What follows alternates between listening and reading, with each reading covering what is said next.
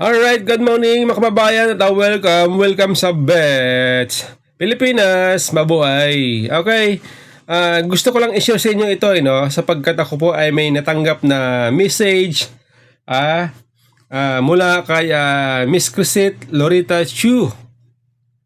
Okay, alam po ninyo itong si Crisette, siya po ay kabilang doon sa mga pinatawag ng TRICOM. At sabi kasi ng TRICOM, gusto daw nila ipatawag itong mga pogo vloggers, ang narco vloggers, at mga nagpapakalat na pictures na vloggers. Okay? Ay ngayon, ito pong si Crisette, at ang kanyang kasamaan, noong nakaraan ay pumunta ng Supreme Court para mag-file ng kaso laban dito sa TRICOM. Ay maganda yon, isang matalinong hakbangin yon o hakbang nitong ginawa ng grupo ni Crisette Lorita Chu. Kasama niya sina Attorney Tracy Angeles. Okay, at iba pa. Magandang hakbang yun, isang matalinong hakbang ng mamamayan, maliit na mamamayan, vloggers na nagsasalita. Okay, isang matalinong hakbang, legal na hakbang para labanan itong panggigipit ng gobyerno sa mga taong nagsasalita laban sa kanilang mga ginagawang mali. Ay ito po mga kababayan,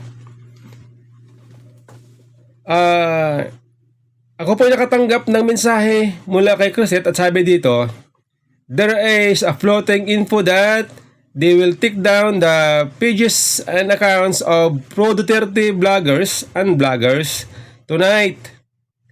If my account gets taken down, I just wanna say thank you for all your support. I will try my very best to create a new account. Then, just letting you know. So, yan po. Yan po ang mensahe ni Crisette. Okay? So, ibig sabihin, sa panahon na ito, ay meron palang pag-tick down sa mga page and accounts ng mga pro-Duterte bloggers and vloggers. Okay? Ano ibig sabihin nito? Kung ito po kung ang may gawa nito ay gobyerno, hindi magandang halimbawa ito sapagkat lumalabas na gusto nilang isinsor ang boses ng tao, ang karapatan ng tao sa pananalita, freedom of speech. Ay hindi maganda. Bakit ganun? Yan po itanong natin kung bakit. Bakit kailangan nila i-take down? Ay after po nitong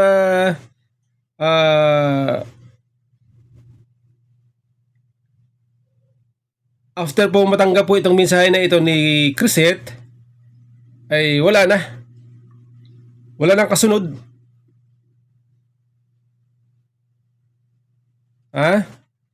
Ito hinahanap ko, wala na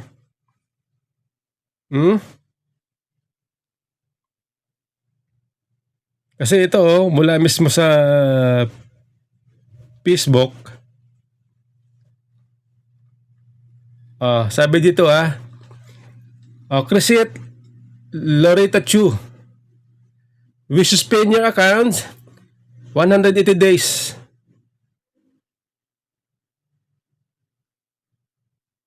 Wala na tuloy. Ulitin ko mga kababayan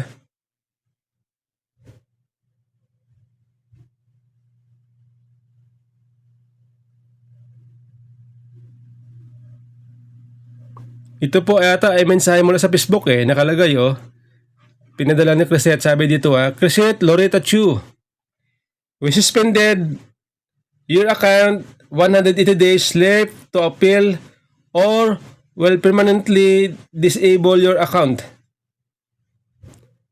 What this means? Okay? What this means?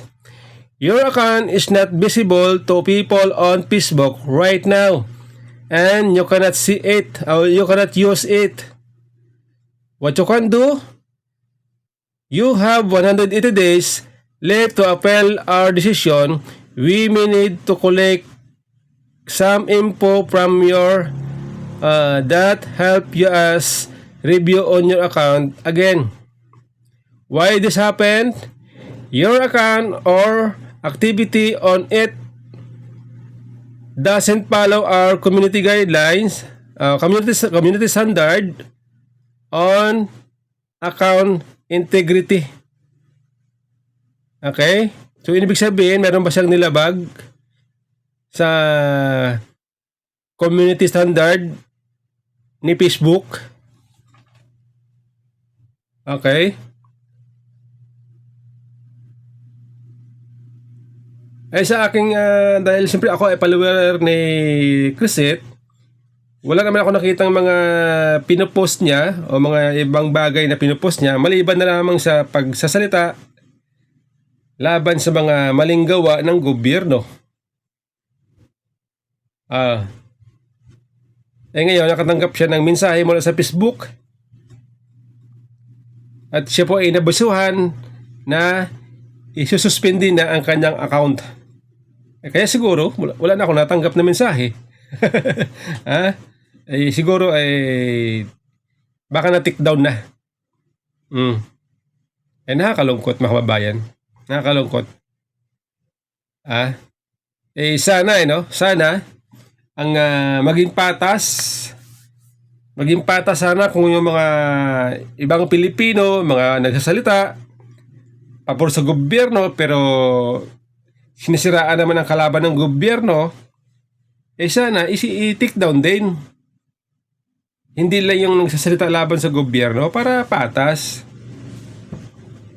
Diba? Yan nakahilingan natin kasi tayo naman ay ginagarantiyan ng ating saligang batas sa pananalita kung nararapat o naaayon sa batas ang ating mga sinasabi. Maliban na lamang kung ating mga sinasabi ay labag sa batas, ay may karapatang magsampa ng kaso ang sinuman. Pero kung binabatikos sa gobyerno dahil sa kanilang mali, sa tingin ko naman hindi dapat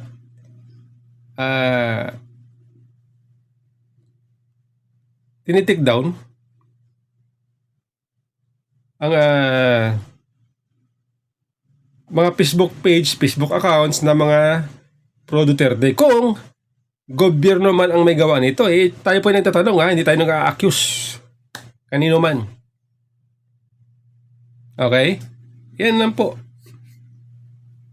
ang ating kahilingan.